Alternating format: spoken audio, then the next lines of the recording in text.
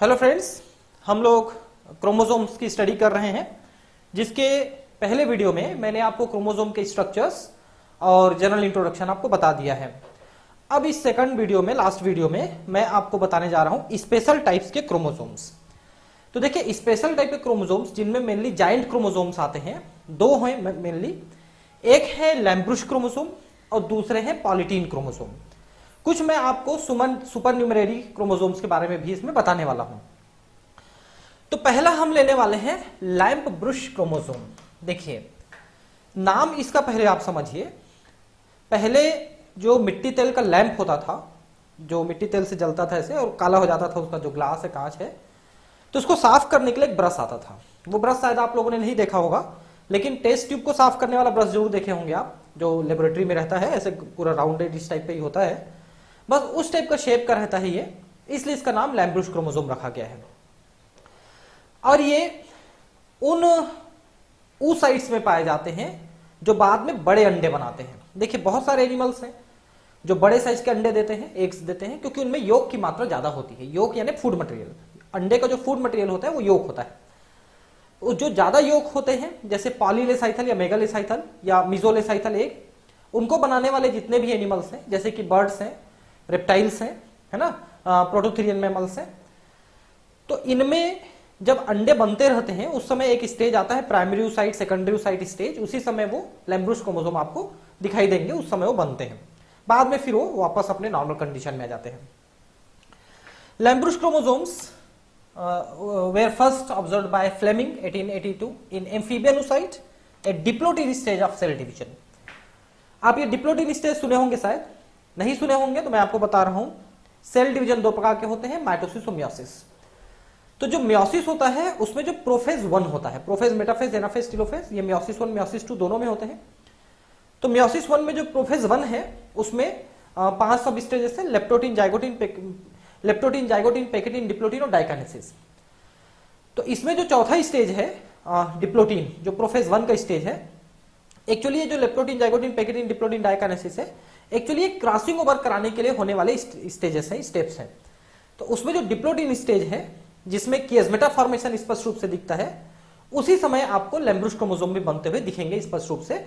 और किनमें दिखे थे फ्लेमिंग ने? एम्फीबिया के oocytes में। देखिए, जो एम्फीबियन है उनमें मिजोलेसाइथल एग पाया जाता है, मतलब उसमें योग की मात्रा मॉडरेट रहती है, थोड़ी सी कम रहती है, ज्यादा भी नहीं रहती, ऐसा मॉडरेट, मध्यम। उसके बाद रेप्टाइल्स हैं, बर्ड्स हैं, इनमें बहुत ज्यादा योग पाई जाती है। तो इन सभी के अंडे में oocyte स्टेज में ये आपको दिखेंगे। A detailed study was made by J. Rueckert 1892 in the oocyte of shark। Shark आप जानते होंगे, ये कॉन्ड्रिक्थीज फिश है, मतलब कि कार्टिलेजिनस फिश है, और ये सिर्फ समुद्र में पाए जाते हैं। इसी का छोटा रूप जो होता है, जिसको आप स्कोलियोडॉन के नाम से जानते हैं, वही है शार्क। तो उसके oocyte में र्यूकर्ट ने इसकी स्टडी की थी, डिस्कवर हुआ था एम्फीबियन में। किन में पाए जाते हैं? Found in the oocytes of insects, shark, ठीक है, amphibians, reptiles and birds which produce yolky eggs. जिनके एग्स जो हैं वो काफी बड़े साइज के होते हैं, उनमें योग ज्यादा मात्रा में होते हैं, उनमें ये पाए जाते हैं lampbrush chromosome. Lampbrush chromosomes composed of main axis which possess series of chromomeres. अब देखिए, मैं आपको पहले स्ट्रक्चर बता दूं, फिर मैं इसको बताऊंगा कि क्या लिखा है। देखिए, आप जो क्रोमोसोम पढ़े थे पिछले क्लास में, ये क्रोमोसोम है। क्रोमोसोम के अंदर आपने 2 क्रोमेटिड पढ़े थे ऐसे करके, ठीक है। बस यही क्रोमेटिड बड़े साइज के हो जाते हैं और साइड में ऐसे लूप्स बना बना के निकल आते हैं, ठीक है, इस टाइप के। तो देखिए, साइड में ये लूप्स बने हुए हैं, आप देख सकते हैं, ठीक है, लेटरल लूप्स। तो चारों तरफ ये लूप्स बनते हैं, और ये जो गया है क्रोमेटिड है, यही मेन एक्सिस कहलाता है, और ये जो निकले हुए हैं ये लेटरल लूप्स कहलाते हैं। तो ये देखिए, क्रोमेटिड लेटरल लूप्स है ना, ये देखिए इस टाइप से निकले हुए हैं, और ये वही क्रोमेटिड है जिसको हम मेन एक्सिस यहां पर कह रहे हैं, ठीक है। और ये वो क्रोमोसोम है जिसमें आपका ये बहुत सारे दिख रहे हैं, आप देख सकते हैं, ये सब वही लेटरल लूप्स है जिसके कारण से ब्रश जैसा दिख रहा है। एक चीज और बता देता हूं आपको कि इसमें जो मैट्रिक्स होता है, आपने पिछले क्लास में देखा था कि जो क्रोमोसोम है उसमें सबसे बाहर पेलिकल है, अंदर में मैट्रिक्स भी है, और इसके अंदर फिर ये क्रोमेटिड है, ये आपने देखा था। तो ये जो मैट्रिक्स है लैम्ब्रुश क्रोमोसोम का, वो एक साइड में थोड़ा संकरा रहता है और दूसरे साइड में ये थोड़ा फैला हुआ आपको मिलेगा, इस तरह से फैलता हुआ चला जाता है। ठीक है, तो एक्सपेंडिंग रहता है ये जो मैट्रिक्स है लैम्ब्रुस क्रोमोसोम का, फैला हुआ रहता है। वो इसलिए रहता है कि ये लैम्ब्रुस क्रोमोसोम जो बहुत सारा एमआरएनए बनाते चले जाते हैं, तो एमआरएनए पिछले हिस्से से ऐसे पिछले हिस्से में इकट्ठे होते चले जाते हैं, तो पिछला हिस्सा जो है इसका थोड़ा सा फैलता हुआ चला जाता है इसके मैट्रिक्स का। तो इस तरह से ये जो है लैम्ब्रुस क्रोमोसोम बना हुआ है लेटरल लूप्स का। तो मैं आपको जैसा बताया कि ये जो क्रोमेटिड जा रहा है यही बड़े आकार के हो जाते हैं, लंबे हो जाते हैं, तो साइड में इस तरह के लूप्स जैसे बना लेते हैं ताकि वो कम जगह में भी समा सके। Composed of main axis which possess series of chromomeres, main axis formed of DNA and protein, histone protein mainly, ठीक है। main axis gives rise to lateral loops, मैंने आपको बताया कि lateral loops निकलते हैं composed of DNA, lateral loops and axis remain surrounded by matrix composed of RNA and protein। तो मैंने पहले ही बताया है कि जो मैट्रिक्स है वो mRNA और प्रोटीन का बना होता है, जो कि उसी DNA के द्वारा बनाया गया है, उसके द्वारा बना होता है। It is concerned with protein synthesis, योग फॉर्मेशन यानी विटेलोजेनेसिस एंड आरएनए सिंथेसिस। हमेशा आप एक चीज ध्यान रखेंगे कि जो डीएनए का काम है वो सिर्फ एमआरएनए बनाना है, और एमआरएनए का काम होता है वो जाके राइबोसोम के साथ जुड़ता है और वहां पर वो प्रोटीन सिंथेसाइज कराता है, एक्चुअली पॉलीपेप्टाइड सिंथेसाइज कराता है। अब वो जो प्रोटीन बना है वो किस टाइप का प्रोटीन हो सकता है, वो स्ट्रक्चरल हो सकता है ना, या फंक्शनल हो सकता है, या इस टाइप का कोई फूड मटेरियल वो हो सकता है। तो ये जो योक बना होता है एग के अंदर, जो फूड मटेरियल होता है योक, वो एक्चुअली प्रोटीन, लिपिड और थोड़ी बहुत कार्बोहाइड्रेट से बनी होती है। और ये जो योक होती है वो एम्ब्रियो के लिए फूड मटेरियल का काम करती है, क्योंकि ये योक जिनमें ज्यादा होते हैं ना, जिन अंडों में योक ज्यादा होता है उनके जो बच्चे हैं वो अंडे के अंदर ही पलते हैं, तो उनके लिए जो फूड मटेरियल का सोर्स है वो केवल योक होता है। तो इन लोगों में योक जो है थोड़ी ज्यादा अमाउंट में रखी जाती है शुरू से इनके अंडों में। ठीक है, तो ये आपने देख लिया, ये वही है। ठीक है, अब नेक्स्ट है पॉलीटीन क्रोमोसोम या सैलाइवरी ग्लैंड क्रोमोसोम। तो देखिए, सबसे पहले इसको डिस्कवर किया गया था बाल्बियानी के द्वारा 1881 में। और किसमें डिस्कवर किया था, तो इन्होंने काइरोनॉमस इंसेक्ट के लार्वा में, और इस लार्वा के सैलाइवरी ग्लैंड में, जैसे एक इंसेक्ट है उसके अंडे से लार्वा निकला, उस लार्वा के सैलाइवरी ग्लैंड, उसके सेल के अंदर इसको सबसे पहले डिस्कवर किया था बाल्बियानी ने 1881 में। इसके अलावा कहां पर पाया जाता है ये पाया जाएगा आपका salivary gland, Malpighian tubule, epithelial lining of Drosophila. तो ड्रोसोफिला में इन जगहों पे पाए जाएंगे, सैलाइवरी ग्लैंड में, मल्पिगियन ट्यूब्यूल में, एपिथेलियल लाइनिंग में, और salivary gland of certain Diptera. अब ये डिप्टेरा क्या है, देखिए आप फाइलम समझते हैं, जैसे फाइलम आर्थ्रोपोडा एक फाइलम है जो कि लार्जेस्ट फाइलम होता है। फिर फाइलम को हम क्लास में डिवाइड करते हैं ज्यादातर को। तो जो फाइलम आर्थ्रोपोडा है उसमें एक क्लास है इंसेक्टा, और अगर आपको मालूम होगा तो इंसेक्टा जो है हमारी धरती में सबसे बड़ा क्लास है। अभी तक हमने उसमें 10,25,000 स्पीसीज खोज चुके हैं, और करीब टोटल में ही 12 12.5 लाख स्पीसीज खोजे हैं एनिमल्स के। 70% एनिमल्स केवल इंसेक्ट हैं जो खोजे गए हैं स्पीसीज। तो जो क्लास इंसेक्टा है जिसमें 10.25 लाख स्पीसीज हैं, अब उस क्लास को हम जब ऑर्डर में डिवाइड करते हैं तो क्लास इंसेक्टा के लिए 23 ऑर्डर बनाए गए हैं, 23 ऑर्डर्स, जिनमें Diptera, Isoptera, lepidoptera, Homoptera, Hemiptera, ऐसे करके 23 ऑर्डर्स आर देयर। उनमें से एक ऑर्डर है डिप्टेरा। इस डिप्टेरा में आपका ड्रोसोफिला आता है और आपका मॉस्किटो आता है। ठीक है, तो ये सारे एनिमल्स इनमें आते हैं डिप्टेरा में, इंसेक्ट। तो डिप्टेरा के जो सैलाइवरी ग्लैंड है, मल्पिगियन ट्यूब्यूल है, इन लोगों में, इन जगहों पे ये सैलाइवरी ग्लैंड क्रोमोसोम या पॉलीटीन क्रोमोसोम पाए जाते हैं। इसीलिए इसका नाम सैलाइवरी ग्लैंड रखा गया, क्योंकि सबसे पहले इसको सैलाइवरी ग्लैंड में ही खोजा गया था। और इसका नाम पॉलीटीन क्यों रखा गया है, तो देखिए अभी मैंने आपको पिछले क्लास में बताया है कि ये जो क्रोमोसोम्स होते हैं इनके अंदर क्रोमेटिड होते हैं। इन क्रोमेटिड को अपन क्रोमेटिन भी कहते हैं, क्रोमेटिन या क्रोमोनिमेटा। तो जब क्रोमोसोम का डुप्लीकेशन होता है यानी रेप्लिकेशन होता है सेल के डिवीजन के लिए, तो मान लो इनका डुप्लीकेशन हुआ, वैसे तो पहले से अलग अलग हैं, ये डुप्लीकेट होगी ऐसा बने हैं। तो मान लो एक यहां पर क्रोमेटिड है या क्रोमेटिन है, इसका डुप्लीकेशन हुआ। ठीक है, सेल को डिवाइड हो जाना चाहिए, तो डिवाइड होकर ये दोनों अलग अलग सेल में चले जाएंगे। लेकिन मान लो सेल डिवाइड नहीं होता और ये जो डुप्लीकेटेड हैं ये इसी में रह जाते हैं, तो फिर ये डुप्लीकेटेड आपस में इस तरह से जुड़ने लग जाते हैं। तो ये डुप्लीकेटेड जो है एंडोमाइटोसिस आप कह सकते हैं एक प्रकार से। एंडोमाइटोसिस वो प्रक्रिया है जिसमें सेल के अंदर क्रोमोसोम का तो डुप्लीकेशन होता है लेकिन सेल का डिवीजन और न्यूक्लियस का डिवीजन नहीं हो पाता, उसे एंडोमाइटोसिस कहते हैं। तो परिणाम यह होता है कि जितने भी क्रोमेटिड होते हैं वो अपना डुप्लीकेशन तो कर लेते हैं, लेकिन चूंकि दो सेल में डिवाइड नहीं हो पाते तो वहीं रह जाते हैं।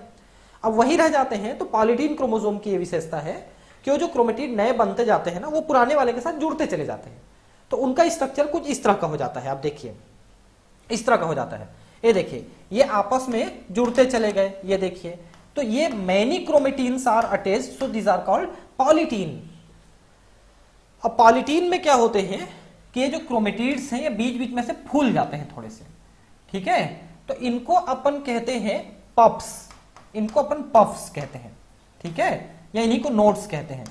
और जो बड़े साइज के पफ्स होते हैं उनको हम बालब्यानी रिंग कहते हैं। ये इनकी विशेषता है कि बीच में जो फूले हुए होते हैं। तो ये फूले हुए हिस्से थोड़ा सा यहाँ पर तो बहुत ज्यादा क्लियर नहीं दिख रहे हैं, लेकिन यहां पर जरूर आपको क्लियर दिख रहा है कि कुछ हिस्से फूले हुए हैं, रिंग जैसे बन जाते हैं, तो हम इन्हें बालब्यानी रिंग्स कहते हैं, ठीक है।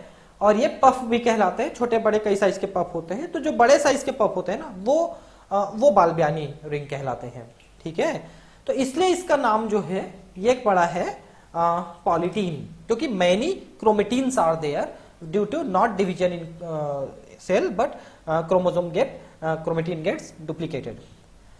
Numerous chromatids, numerous chromatids 512 to 1000 presence is because of repeated division of chromosomes without cytoplasmic division. Such division is called endomitosis और endoreduplication। तो अभी मैंने ये शब्द आपको बता दिया है, ठीक है। तो उसके अंदर देखिए इतने सारे क्रोमेटिड जुड़ते चले जाते हैं, ठीक है। तो इसको रिपीटेड रेप्लिकेशन भी कहा जाता है, एंडोमाइटोसिस या एंडोरीडुप्लीकेशन। Presence of two types of transverse bands, dark band which is fusion positive and possess more DNA, light band is fusion negative which possess more RNA। अब ये क्या लिखा है आप समझ लीजिए, मैं आपको बताता हूं। फ्यूजन जो है ये एक स्टेन है, कलर है, कलर। हम किसी भी सेल ऑर्गेनेल की स्टडी करने के लिए उसको कलर करते हैं अलग अलग स्टेन से। फ्यूलजेन से कर सकते हैं या एसिटोकार्माइन से कर सकते हैं, एसिटोकार्माइन, इससे अपन क्रोमोसोम को कर सकते हैं, दोनों से। तो इसमें डार्क बैंड वाला जो हिस्सा रहता है वो फ्यूलजेन को ज्यादा पकड़ता है, वो ज्यादा कलर हो जाता है। और जो लाइट बैंड होता है वो फ्यूलजेन को नहीं पकड़ता, इसलिए लाइट कलर का रह जाता है। उसके पीछे कारण ये रहता है कि वहां पर जो क्रोमेटिड है वो ज्यादा हाईली क्वाइल्ड रहता है, तो ज्यादा कलर पकड़ता है, तो डार्क कलर का दिखता है। एक्चुअली ये कारण है। तो फ्यूलजेन ये एक प्रकार का स्टेन है, उसको पकड़ने वाले को, उसमें डार्क हो जाने वाले को पॉजिटिव। बालब्यानी रिंग्स मैंने आपको बताया कि कहीं कहीं पर फूले हुए हैं, अनकॉइलिंग हो जाते हैं, स्वेलिंग हो जाती है, उसे बालब्यानी रिंग्स कहते हैं, पफ्स कहते हैं। These bands get enlarged at certain place and because of uncoiling of chromonemata and form swelling called puffs और बालब्यानी रिंग्स, है ना। तो बीच बीच में फूल जाते हैं तो उसे बालब्यानी रिंग्स कहते हैं। Balbiani rings are concerned with synthesis of mRNA and protein, ठीक है। ये तो सिंपल सी बात है, कोई भी डीएनए जो है, कहीं पर भी डीएनए है, उसका काम तो सिर्फ mRNA बनाना है, और वो mRNA आगे चल के प्रोटीन बनाता है। तो ये अंडरस्टूड है, कहीं पर लिखा है तो भी, नहीं लिखा है तो भी। Ecdysone hormone of insect stimulates formation of Balbiani rings. अब देखिए ये एक्डाइसोन क्या है। इंसेक्ट में वैसे तो बहुत सारे टाइप के हार्मोन निकलते हैं, एक्डाइसोन है, ज्वेनाइल है ना, प्रोथोरेसिक ग्लैंड का हार्मोन है, कई हार्मोन निकलते हैं इंसेक्ट में। इंसेक्ट में देखिए क्या होता है, लार्वा जो होती है वो एक लार्वा से दूसरे लार्वा में, फिर तीसरे लार्वा में ऐसे कन्वर्ट होते चली जाती है। उसमें लार्वा की साइज बढ़ती है, हर एक लार्वल स्टेज को अपन इंस्टार कहते हैं, और उसकी एक से दूसरे में कन्वर्शन को अपन मॉल्टिंग कहते हैं, मॉल्टिंग, ठीक है। तो इंस्टार, मॉल्टिंग, ये दो टर्म आप याद रखिए। इंस्टार मतलब वो लार्वल स्टेज है और मॉल्टिंग मतलब कन्वर्सन है एक लार्वा से दूसरे लार्वा में। इस दौरान क्या होता है कि जो लार्वा के ऊपर क्यूटिकल का लेयर बना हुआ है, काइटिन का बना हुआ क्यूटिकल जो उसकी बॉडी कवरिंग है, वो फट जाती है, क्योंकि लार्वा की साइज बढ़ती है। मान लो लार्वा पहले ऐसी थी, अब बढ़ के ऐसी हो गई, तो इसके ऊपर जो कपड़े हो फट गए। तो फट गए, तो इस प्रोसेस को हम कहते हैं एक्डाइसिस। ठीक है, लार्वा के या इंसेक्ट के किसी के भी ऊपर से उसकी बॉडी कवरिंग का फट के निकल जाना, दैट इज कॉल्ड एक्डाइसिस। इसके लिए जो हार्मोन काम करता है, जो एक लार्वा को दूसरे लार्वा में कन्वर्ट कर देता है स्टेज में, थोड़े बड़े होते चले जाते हैं, L1 L2 L3 in star 1 2 3, उस दौरान ये हार्मोन काम करता है। इस हार्मोन का नाम है एक्डाइसोन। ठीक है, जो उसकी मॉल्टिंग कराता है। तो ये हार्मोन जो है बाल्बियानी रिंग के बनने को स्टिमुलेट करता है, ऐसा लिख रहा है। ठीक है, polytene chromosome is related with metamorphosis of insect. तो अभी मैंने आपको बताया एक और चीज, मेटामॉर्फोसिस का मतलब होता है लार्वा जब कन्वर्ट होता है एडल्ट में, इस प्रोसेस को हम मेटामॉर्फोसिस कहते हैं। कोई भी लार्वा है, जैसे कि मान लो आपका टेडपोल लार्वा है, आप जरूर सुने होंगे टेडपोल लार्वा, मेढक का होता है, फ्रॉग का। वो जब एडल्ट में कन्वर्ट होता है तो हम उस प्रोसेस को कहते हैं मेटामॉर्फोसिस। उसके लिए वहां पर थायरॉक्सिन हार्मोन की जरूरत पड़ती है, आयोडीन की जरूरत पड़ती है, लेकिन इंसेक्ट में ऐसा नहीं है। इंसेक्ट में यहां पर इस हार्मोन की जरूरत पड़ती है, एक्डाइसोन हार्मोन की, और वो उसको कन्वर्ट कर देता है लार्वा से एडल्ट में, तो मेटामॉर्फोसिस। ठीक है, वो जो मैंने थायरॉक्सिन और आयोडीन की बात की थी, वो मेढक के लिए बात किया था मैंने, फ्रॉग के लिए, ध्यान रखेंगे इस बात को। ये मैंने स्ट्रक्चर आपको ऑलरेडी बता दिया है ना, कि ये जो क्रोमेटीन है ये जुड़ते चले गए हैं, इसलिए क्रोमोसोम, ये देखिए क्रोमोसोम 1 2 3 4 ये सब लिखता जा रहा है। तो ये और इंटरबैंड और बैंड, जो मैंने आपको बताया लाइट कलर डार्क कलर, वही है फ्यूल जेन पॉजिटिव और निगेटिव। ठीक है, अब कुछ मैं आपको बता देता हूं, सुपर न्यूमेररी या बी क्रोमोसोम या एक्सेसरी क्रोमोसोम। ठीक है, ये क्या चीज होते हैं? तो एक्चुअली कुछ प्लांट्स में पाए गए हैं, और जनरली ये प्लांट में इनएक्टिव क्रोमोसोम है, मतलब ये कुछ काम नहीं करते हैं। हो सकता है उनको इवोल्यूशनरी प्रोसेस में वो कभी काम करते रहे हों, या रेयरली अभी भी कुछ काम करते हो, लेकिन ज्यादातर ऐसे क्रोमोसोम काम नहीं करते हैं, ऐसा देखा गया है। तो उनको सुपर न्यूमेररी बी क्रोमोसोम या एक्सेसरी क्रोमोसोम कहते हैं, क्योंकि वो अतिरिक्त है, जो मेन क्रोमोसोम है उनके अलावे है, और कोई ज्यादा काम वो करते हुए नहीं देखे गए हैं। In certain plants and animal one or more additional chromosomes were observed in addition to the normal number called supernumerary chromosomes named by D Jones. तो डी जॉन्स ने इनको सुपर न्यूमेररी कहा। It is generally inert, heterochromatic and small sized. तो ये inert है, जैसा हमने कहा, हेट्रोक्रोमेटिक है और स्मॉल साइज्ड है। अब ये हेट्रोक्रोमेटिक और यूक्रोमेटिक, पता नहीं आपको ध्यान है कि नहीं, अगर नहीं ध्यान है तो मैं बता देता हूं, आप देख लीजिए, क्योंकि ये ऐसे टर्म्स है ना जो ज्यादातर ध्यान से उतर जाते हैं, तो मैं बता देता हूं आपको। देखिए क्या होता है, जैसे कि ये न्यूक्लियस है किसी सेल का, मान लो ये पूरा सेल है, तो इसका न्यूक्लियस है। न्यूक्लियस में ये आपको क्रोमेटिन नेटवर्क दिख रहे हैं, तो आप इसको स्टेन करते हैं। अभी मैंने नाम बताया था आपको, 2 स्टेन का नाम बताया था, एक है फ्यूल जेल और दूसरा एसिटोकार्बाइन। जब उसको इसमें डाल के स्टेन करते हैं तो ये क्रोमेटिन नेटवर्क स्टेन को पकड़ लेता है, कलर हो जाता है। फिर देखते हैं जब माइक्रोस्कोप से, तो कुछ जगह पे ये ज्यादा डार्क कलर के दिखते हैं और कुछ जगह पे लाइट कलर के दिखते हैं। वैसा इसलिए होता है कि जो धागे हैं क्रोमेटिन नेटवर्क, जहां पर ज्यादा सघन रूप से व्यवस्थित है वहां पर ज्यादा डार्क दिखेंगे। जैसे धागे को आप गिट्टी में लिपेट देते हैं तो ज्यादा कलर दिखता है, वैसा कुछ जगहों पे कम सघन रहते हैं तो लेस डेंस रहते हैं, तो वो फिर वो लाइट कलर के दिखते हैं। तो जो ज्यादा डार्क कलर के दिखते हैं ना, इनको अपन कहते हैं हेट्रोक्रोमेटिन, हेट्रोक्रोमेटिन। ठीक है, और जो लाइट कलर के दिखते हैं इन्हें हम कहते हैं यूक्रोमेटिन, यूक्रोमेटिन। इन दोनों टर्म को ना, यूक्रोमेटिन और हेट्रोक्रोमेटिन टर्म को दिया था एमिल हाइड्स्ट, एमिल हाइड्स्ट नाम के साइंटिस्ट ने ये दोनों टर्म को दिया था। तो जो डार्क कलर वाले हिस्से हैं वो हेट्रोक्रोमेटिन है, जो लाइट कलर वाले हिस्से हैं वो यूक्रोमेटिन है। और ये भी देखा गया है कि जो हेट्रोक्रोमेटिन वाला पार्ट है, डार्क वाला पार्ट है, ये एमआरएनए बनाने का ज्यादा काम नहीं करता है, मतलब इनर्ट रहता है, काम नहीं करता है। जबकि यूक्रोमेटिन वाला हिस्सा है वो ये काम ज्यादा करता है और वो एमआरएनए बनाता है। एक और चीज देखा गया है कि भले ही हेट्रोक्रोमेटिन नहीं बनाता है एमआरएनए, ज्यादा मेन काम नहीं करता, लेकिन वो टीआरएनए जरूर बनाता है ना। तो टीआरएनए का मेन हिस्सा हेट्रोक्रोमेटिन से होता है। तो यहां पर यह लिखा है कि जो ये सुपर न्यूमेररी है ये ज्यादातर हेट्रोक्रोमेटिक है, जो काम नहीं करते हैं, इसलिए वो इनर्ट है। ठीक है, स्मॉल साइज्ड है, न्यूक्लियस में ही पाए जाते हैं, है ना। और इसकी उपस्थिति से ऑर्गेनिज्म को कोई प्रभाव नहीं पड़ता। जनरली देखिए, its presence does not affect an organism phenotypically. If its number is high, they reduce the fertility and vigor. लेकिन अगर ये अत्यधिक संख्या में पाए जाएंगे तो फिर वो उसकी फर्टिलिटी को, यानी कि प्रजनन क्षमता को कम कर देगी। और विगोर का मतलब होता है बेटर कैरेक्टर्स, है ना। चमक, चमक का मतलब क्या है, चमक किस में है, ओज किस में है, अट्रैक्शन किस में है, जिसमें ज्यादा अच्छे कैरेक्टर हो, ज्यादा रेजिस्टेंस पावर हो, ज्यादा प्रोडक्शन पावर हो, वो विगोर है। ये सब चीजें कम हो जाती है इसमें प्लांट में अगर सुपर न्यूमररी क्रोमोसोम ज्यादा हो जाते हैं तो। ठीक है, इसकी खोज विल्सन ने की थी 1905 में इन मेटापोडियम इंसेक्ट। ठीक है, एक इंसेक्ट का नाम लिया है, उसमें इसको खोजा गया है ना। Increase ecological adaptation to organism, तो अपने वातावरण में ऑर्गेनिज्म को ढलने में ये मदद करते हैं, ऐसा माना गया है सुपर न्यूमररी क्रोमोसोम। तो एक्स्ट्रा क्रोमोसोम है, कोई ज्यादा काम नहीं करते हैं, आप ये समझ लीजिए। स्पेशल नोट में कुछ बता देता हूं। ठीक है, एक है मेगा क्रोमोसोम। मेगा क्रोमोसोम थोड़े बड़े साइज के क्रोमोसोम है, लेकिन उतने बड़े साइज के भी नहीं है। एक और चीज बताना जो मैं आपको भूल गया, नॉर्मली जो क्रोमोसोम की जो साइज होती है वो अधिकतम साइज 30 माइक्रोन होती है नॉर्मल क्रोमोसोम्स की।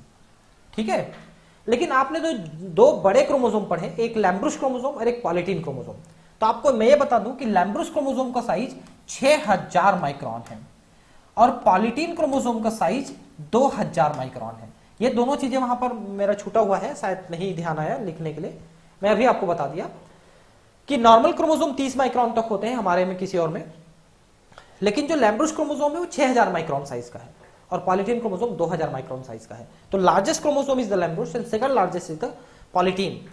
तो आप देख सकते हैं कि ये करीब करीब जो है 60 गुना से भी ज्यादा बड़ा साइज का, सॉरी कितना, 200 गुना से भी ज्यादा बड़ा साइज का है। और नॉर्मल साइज से 15 गुने बड़े कुछ मेगा क्रोमोसोम्स भी होते हैं। ठीक है, और ये टोबैको प्लांट में पाए गए हैं, हाइब्रिड टोबैको में।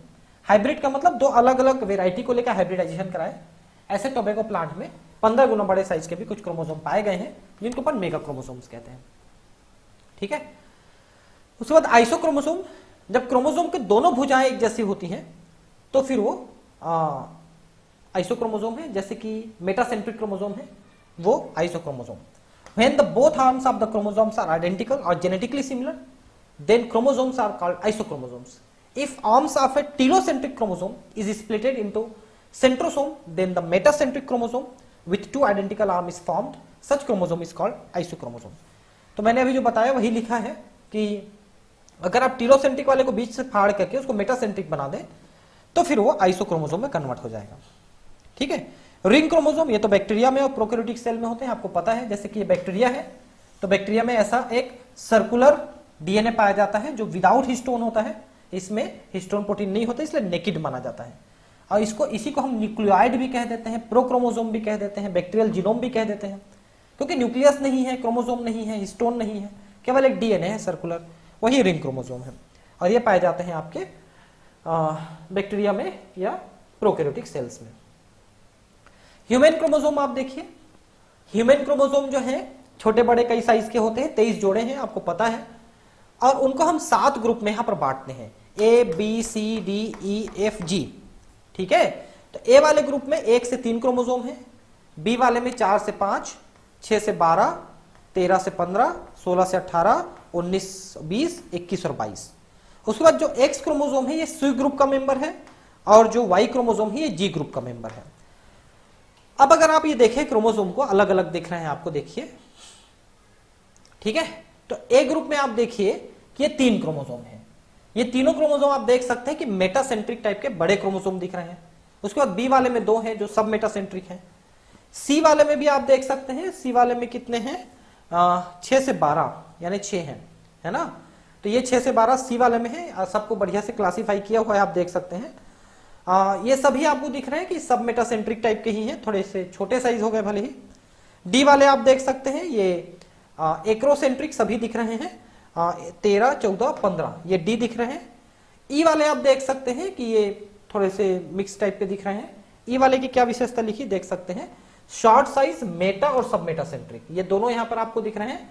और डी वाले सेट क्रोमोसोम है, ये भी आप ध्यान रखेंगे, तो मेटा और सब मेटासेंट्रिक है ई वाले। एफ वाले देखिए 2 ही हैं और दोनों मेटासेंट्रिक दिख रहे हैं। और जी वाले में आप देख सकते हैं कि ये आपके टीलोसेंट्रिक और एक्रोसेंट्रिक, सॉरी एक्रोसेंट्रिक है, एक minute, G smallest acrocentric and set chromosome है। उसके बाद एक्स और वाई है। ठीक है, तो ये जो हमने अभी आपको जो पिक्चर दिखाया ना, इसे हम कहते हैं कैरियोग्राफ। ठीक है, कैरियोग्राफ है, ये कैरियोग्राम है। इसमें हम सारे क्रोमोसोम को, इडियोग्राम भी कहते हैं इसको।